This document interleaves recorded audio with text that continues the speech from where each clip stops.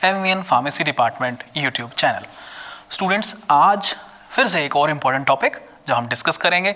हम कंटिन्यूसली आप देख रहे हैं कि लगातार ऐसी वीडियोस, ऐसा मैटर हम अपलोड कर रहे हैं जो कि स्टूडेंट के लिए एग्जामिनेशन के पॉइंट ऑफ व्यू से, जीपैट के एग्जाम के पॉइंट ऑफ व्यू से बहुत इंपॉर्टेंट है।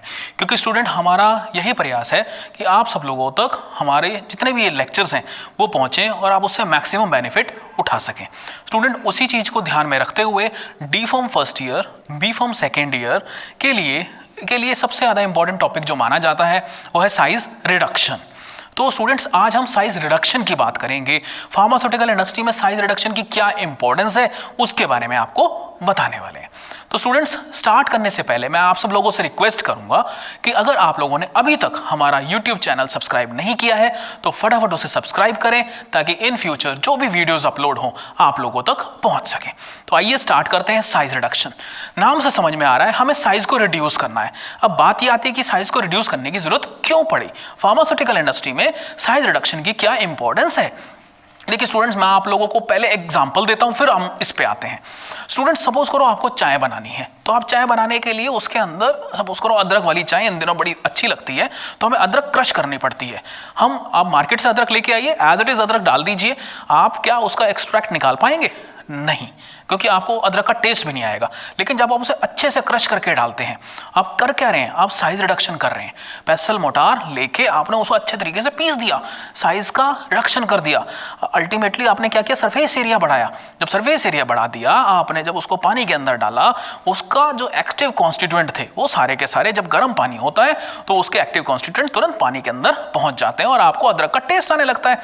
तो सेम उसी तर्ज पे ही हम साइज रिडक्शन की अब बात करेंगे कि साइज रिडक्शन होता क्या है, साइज रिडक्शन से फायदा क्या होता है। नाम तो समझ में आ रहा है, साइज को रिड्यूस करना है, पार्टिकल साइज को रिड्यूस करना है।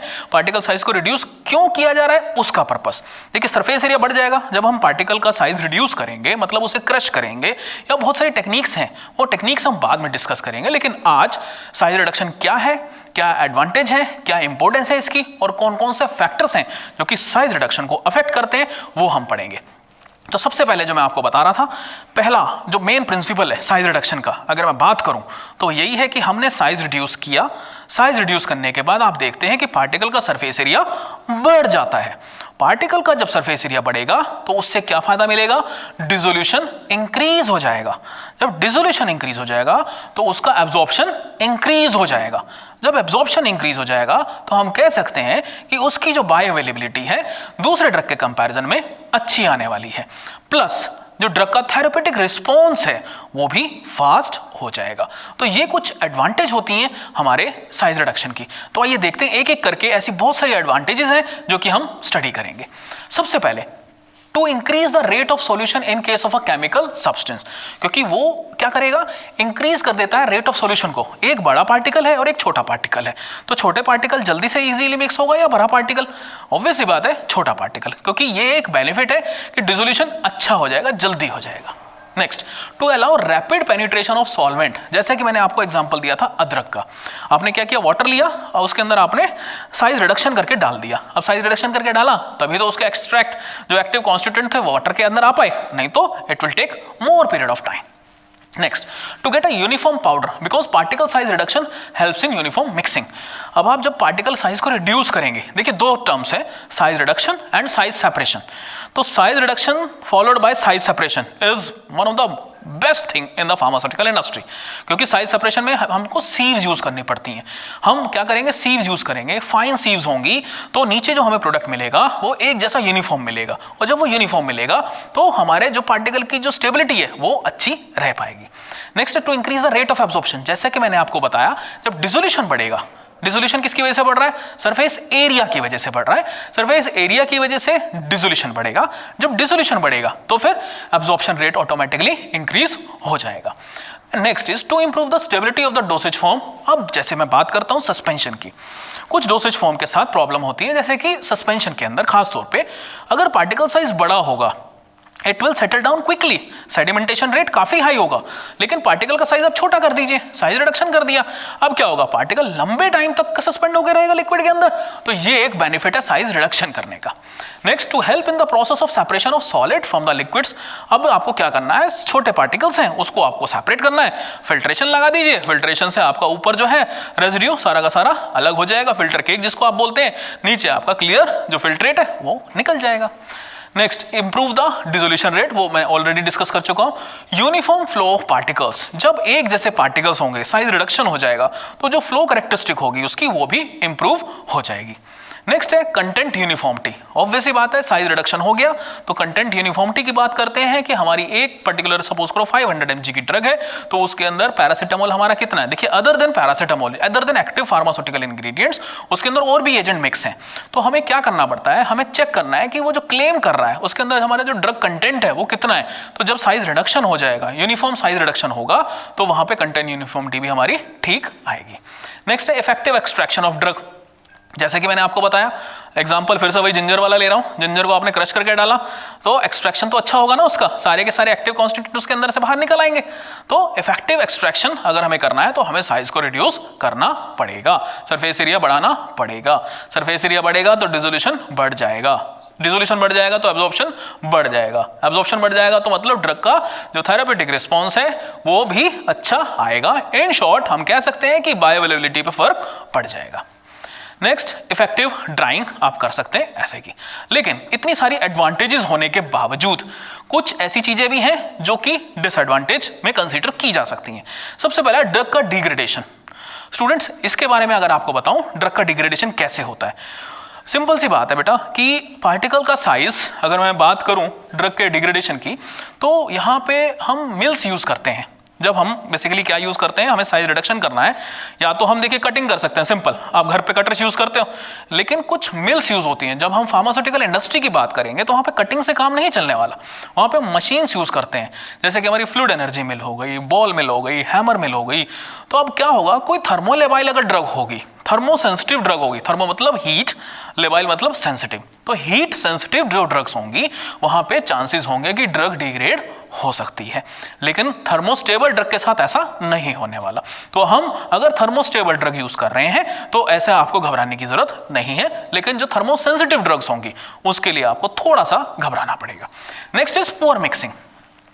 यूजली जो स्मॉलर पार्टिकल्स होते हैं, स्मॉलर पार्टिकल्स इकट्ठे एग्लोमरेट्स बनाते हैं, जब मिक्स करते हैं वहां पे अंदर ना एक कोहेसिव फोर्स जनरेट हो जाता है जिसकी वजह से मिक्सिंग अच्छे से नहीं हो पाती। ये एक छोटा सा डिसएडवांटेज है, यहाँ पे हमें थोड़ा सा अगर साइंटिस्ट काम करेंगे तो अच्छे तरीके से इसको भी सॉल्व कर लेंगे। Next is contamination. कंटामिनेशन कैसे होगा, जब हम मशीन पे काम कर रहे हैं, एक मिल पे काम कर रहे हैं, तो वियर एंड टियर जो होता है मशीन का वो थोड़ा सा दिक्कत करता है। उसमें क्या होता है कि अभी आपने एक प्रोडक्ट बनाया, इमीडिएटली आपने दूसरा प्रोडक्ट बनाया, तो चांसेस रहते हैं उसके प्रोडक्ट का कंटामिनेशन दूसरे उसके अंदर आ जाए। तो ये कुछ डिसएडवांटेज हैं जो कि देखा जाए तो इतनी ज्यादा नहीं है, अगर हम थोड़ी सी प्रिकॉशंस रखेंगे तो हम शायद इन डिसएडवांटेज को ओवरकम इजीली कर सकते हैं। आई होप आप लोगों को स्टूडेंट्स क्या इंपॉर्टेंस है साइज रिडक्शन की और क्या डिसएडवांटेज है ये समझ में आ चुकी होंगी। अब स्टूडेंट्स जो कि इंपॉर्टेंट चीज है वो है फैक्टर्स अफेक्टिंग साइज रिडक्शन। देखिए अलग अलग टाइप का नेचर होता है ड्रग का, कुछ ड्रग्स हार्ड होती हैं, कुछ ड्रग टफ होती हैं, कुछ ड्रग अलग कैटेगरी की होती हैं, इसके अलावा सॉल्वेंट की भी प्रॉपर्टीज अलग अलग होती हैं। तो ये क्या करती हैं, साइज रिडक्शन को अफेक्ट करती हैं। सॉरी, साइज रिडक्शन में सॉल्वेंट का इतना ज्यादा लेना देना नहीं है, हमें मिल्स का लेना देना है, मिल्स की जैसे कितनी कैपेसिटी है उसके ऊपर डिपेंड करता है। तो सबसे पहले हार्डनेस, अगर कोई ड्रग का नेचर हार्ड है तो it will take longer period of time, it will take more time in comparison to the other drug. तो हमें उसके लिए इंस्ट्रूमेंट्स भी हो सकता है अलग टाइप के यूज करने पड़े, तो उससे क्या है कि ये एक फैक्टर अफेक्टिंग हो जाता है साइज रिडक्शन के अंदर। Next is toughness. बेसिकली क्या है, कुछ ड्रग्स ऐसी होती हैं जो सॉफ्ट होती हैं लेकिन टफ होती हैं। जब ड्रग के साथ ऐसा नेचर होता है तो वो टूटती नहीं है इजीली, तो उसके लिए हमें फिर अलग टाइप की मशीनरीज, अलग टाइप का बेसिकली क्या है कि हर एक मिल्स के अपने अपने एडवांटेज है, अपने अपने डिसएडवांटेज है। तो ये एक फैक्टर अफेक्टिंग में आ जाता है कि जब ड्रग की टफनेस हो तो भी वो एक अफेक्ट करेगी। नेक्स्ट है स्टिकीनेस। ऑब्वियस ही बात है, जब हम मिल्स यूज करेंगे, हमारी ड्रग कुछ ऐसी होती है जो बेसिकली स्टिक हो जाएंगे सरफेस पे, किसके, मिल्स के। तो वहां पे जो हमारी ड्रग है, हमने सपोज करो अगर 1 kg ऑफ ड्रग है, उसको हमें अगर एक्सट्रैक्ट फाइंड आउट करना है और उसमें से कुछ पोर्शन अगर स्टिक रह गया, तो हमारे पास जो एफिशिएंसी है वो फिर पूरी नहीं मिल पाएगी। तो ये अगेन एक फैक्टर अफेक्टिंग है जिसकी वजह से साइज रिडक्शन में दिक्कत आती है या फिर साइज रिडक्शन को अफेक्ट करती है। Next is material structure. देखिए, अगर मैं बात करूं, कुछ ड्रग्स ऐसी होती हैं जिनका सेलुलोस, बेसिकली सेलुलोस टाइप का स्ट्रक्चर होता है, वो बेसिकली फाइब्रस जो हमारी चीजें होती हैं, आप यहाँ पे देख सकते हैं cellulose structure show fibrous particles, तो वो भी एक फैक्टर अफेक्टिंग बहुत इंपॉर्टेंट पॉइंट है कि हमारा जो मटीरियल है उसका स्ट्रक्चर कैसा है। Next is moisture content. देखो, 3 चीजें हैं, अगर किसी भी ड्रग सब्सटेंस के अंदर, क्रूड ड्रग के अंदर अगर मॉइस्चर आ जाएगा तो उससे उसकी हार्डनेस अफेक्ट होगी, उससे उसकी टफनेस अफेक्ट होगी और उससे स्टिकीनेस भी बढ़ जाएगी। तो एक ऑप्टिमम मॉइस्चर अगर रहेगा, उसके लिए स्टोरेज कंडीशन इंपॉर्टेंट है। अगर स्टोरेज कंडीशन अच्छी है तो ऑब्वियस ही बात है कि वहां पे ऐसी कोई दिक्कत नहीं आएगी, लेकिन अगर स्टोरेज कंडीशन अच्छी नहीं है तो हार्डनेस भी अफेक्ट होने वाली है, टफनेस भी अफेक्ट होने वाली है, और तीसरी चीज स्टिकीनेस, वो भी बहुत ज्यादा हो जाएगी। स्टिकीनेस और मॉइस्चर का डायरेक्टली रिलेशन है।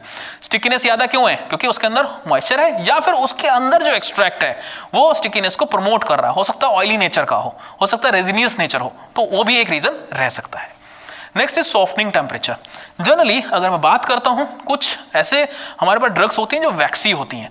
अगर मैं वैक्सी टाइप के अगर मेरे पास ड्रग्स आ गई तो वो तो इमीडिएटली मेल्ट हो जाएंगी, क्योंकि मिल्स हायर उस पर काम करती हैं, रनिंग भी होती है, उसमें एट्रिशन रेट बहुत ज़्यादा होता है, तो हीट तो प्रोड्यूस होती है। तो ऐसे केसेस में भी थोड़ा सा हमें ध्यान में रख के ही यूज़ करना है कि कौन सा इंस्ट्रूमेंट हमें इस टाइप के ड्रग्स के लिए यूज़ करना है। प्योरिटी, अगर मैं प्योरिटी की बात करूं, मैं फिर से वही चीज़ पे आऊँगा कि प्योरिटी कंटामिनेशन।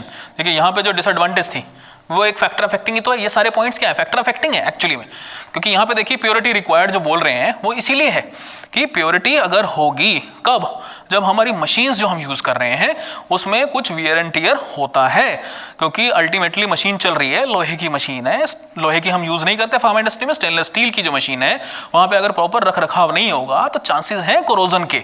ठीक है, अब क्या होगा, हमने एक बैच से दूसरे बैच में चेंजेस किया, हमने ड्राई अच्छे से नहीं किया, वॉश किया, वॉशिंग के बाद ड्राइंग अच्छी नहीं हुई, तो भी थोड़ी सी प्रॉब्लम आ जाएगी।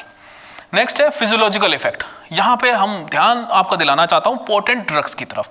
यूजुअली पोटेंट ड्रग्स क्या होती हैं? जिनकी डोज लेस देन और इक्वल टू 60 mg होती है। अब ऐसी ड्रग्स जब वहाँ पे मशीन में चल रही हैं, मिल में चल रही हैं, वो कोई सी भी मिल हो, बॉल मिल हो, हैमर मिल हो या फिर फ्लूइड एनर्जी मिल हो, तो जो ऑपरेटर काम कर रहा है उस ऑपरेटर को, क्योंकि पोटेंट ड्रग्स जनरली जिनकी बेसिकली पोटेंसी बहुत ज़्यादा होती है, उस टाइप की ड्रग्स होती हैं, वो ऑपरेटर को नुकसान पहुंचा सकती हैं, तो वहाँ पे उसका फिजियोलॉजिकल जो इफेक्ट है वो भी आ सकता है। तो हमें वहाँ पे ध्यान रखना है कि वहाँ पे अच्छे तरीके से मास्क होना चाहिए ताकि उसकी जो फ्यूम्स हैं वो इनहेल ना कर पाए।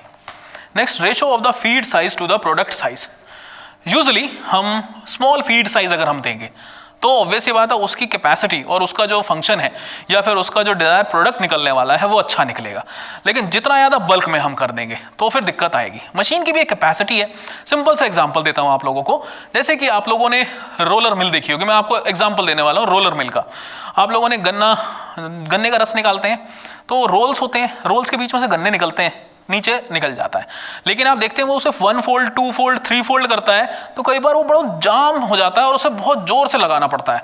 जब वो फोर्स लग रहा है ज़्यादा, क्यों लग रहा है? क्योंकि हमने फीड को डबल ट्रिपल क्वार्टर फोल्ड कर दिया, और जब फीड ऑब्वियस ही बात है उसका जो माउथ है, उसका जो अपर्चर है वो काफ़ी नैरो है, तो आपको उसके हिसाब से तो फीड डिसाइड करना पड़ेगा। तो ये चीज़ है जो कि फैक्टर अफेक्टिंग होती है।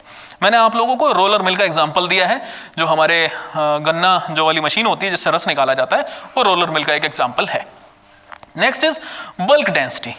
अगर मैं बात करता हूं जो साइज रिडक्शन की, अगर मैं बात करूं उसके आउटपुट की बात करूं, तो जो हमारा मटेरियल है, ठीक है, उस मटेरियल की बल्क डेंसिटी जो होगी वो अल्टीमेटली मेन जो रोल प्ले करती है। यहाँ देखिए, output of a size reduction of a material in a machine depends on bulk density of the drug particle which we are using. तो ये हमारे कुछ फैक्टर्स हैं जो कि अफेक्ट करते हैं साइज रिडक्शन को। आई होप आप लोगों को ये सारे के सारे फैक्टर समझ में आ चुके होंगे।